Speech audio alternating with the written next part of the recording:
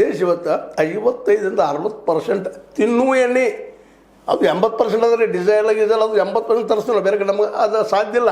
ಯಾಕಂದ್ರೆ ನಮ್ಮಲ್ಲಿ ಆ ರೀತಿ ಎಣ್ಣೆಯ ಬಾವಿಗಳಿಲ್ಲ.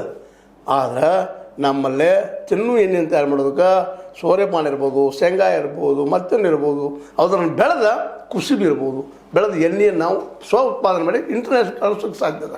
ಅದು ದೊಡ್ಡ ಮಾರ್ಕೆಟ್ ಆಗೋದು ಸಾಧ್ಯದ. ಅದು ನಮ್ಮ ಹಳ್ಳಿಗಳಲ್ಲಿ ಸಾಧ್ಯದ.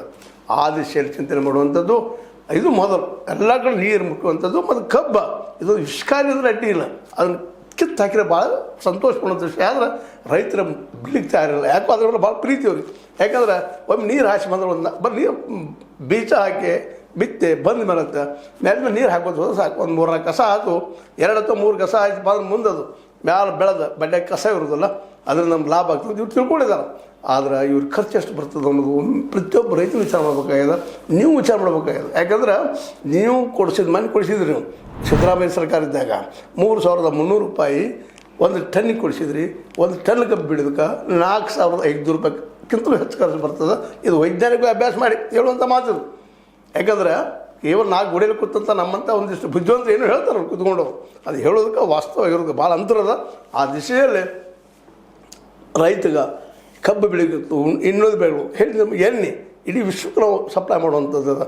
ಅಲ್ಲ ನಮ್ಮ ಕುಸಿಬಿ ಹೇಳ್ತಿಲ್ಲ, ಕುಸಿಬಿ ಮತ್ತು ಇನ್ನೊಂದು ಎಳ್ಳ ಇವೆಲ್ಲ ಬೆಳೀಲಿಕ್ಕೆ ಆಸ್ಪತ್ರೆ ಮಾಡಿಕೊಡುವಂಥ ಒಂದು ವ್ಯವಸ್ಥೆ ಅಂತ ಇರಬೇಕಾಗ್ಯದ. ಅದ್ರ ಮೇಲೆ ಮಾರ್ಕೆಟ್ ಮಾಡಬೇಕಾಗ್ಯದ. ಈ ದಿಶೆಯಲ್ಲಿ ಯುವ ನಮ್ಮ ಡಿ ಕೆ ಶಿವಕುಮಾರ್ ಅವರು ಯುವಕ ಅಂತ ಹೇಳಬೇಕಾಗಿದೆ. ಯಾಕಂದರೆ ರಾಜಕೀಯದಲ್ಲಿ ದೊಡ್ಡ ವಯಸ್ಸಲ್ಲ ಅವ್ರಿಗೆ, ಇನ್ನೂ ಬಹಳ ದಿನಗಳವರೆಗೆ ಅವ್ರು ರಾಜಕೀಯ ಮಾಡೋ ಸಾಧ್ಯತೆಗಳಿದ್ದಾವೆ. ಆ ದಿಶೆಯಲ್ಲಿ ಕಾಂಗ್ರೆಸ್ಸನ್ನು ಬಲಿಷ್ಠ ಮಾಡೋ ದಿಶೆಯಲ್ಲಿ ಜೋಡೋ ಭಾರತ ಜೋಡೋ ಅನ್ನುವಂಥ ಶಬ್ದ ನಿಶ್ಚಿತವಾಗಿಯೂ ಅವ್ರಿಗೆ ವರ ಆಗ್ತದೆ. ಅದರ ನೆಲೆಯಲ್ಲಿ ಸೇವಾದಳವನ್ನು ಸಹಿತ ಬೆಳೆಸುವಂಥ ಕೆಲಸ ಇವರು ಮಾಡಿದರೆ ನಿಶ್ಚಿತವಾಗಿ ಕಾಂಗ್ರೆಸ್ 2028 ಗೆಲ್ಲುವ ಸಾಧ್ಯತೆಗಳಿದ್ದಾವೆ. ಯಾಕಂದ್ರೆ ಈಗ ತಮ್ಮ ಜೊತೆಗೆ ಇನ್ನೊಬ್ಬ ಕಾಂಗ್ರೆಸ್ಗೆ ಬಂದಿದ್ದಾರೆ. ಅದು ಅಧ್ಯಕ್ಷರಾದಂತಹ ನಮ್ಮ BK ಹರಿಪ್ರಸಾದ್. ಅದನ್ನು ಮತ್ತು ಮುಂದಿನ ದಿನಗಳಲ್ಲಿ ಚರ್ಚೆ ಮಾಡುವಂಥದ್ದು.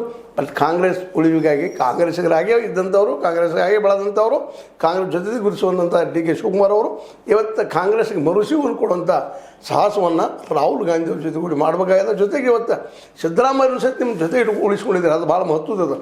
ಯಾಕಪ್ಪ ಅಂತಂದ್ರೆ ಸಿದ್ದರಾಮಯ್ಯಲ್ಲಿರುವಂಥ ಶಕ್ತಿ ಒಂದು ಮಾಸ್ ಶಕ್ತಿ, ಅದು ಭಾಳಷ್ಟು ಜನರಿಗೆ ಕಡಿಮೆ ಅದ. ರಾಷ್ಟ್ರ ಮಟ್ಟದಲ್ಲಿ ಅಂಥ ಒಬ್ಬ ನಾಯಕ ಸಿಗೋದು ಭಾಳ ಕಷ್ಟ ಅದ.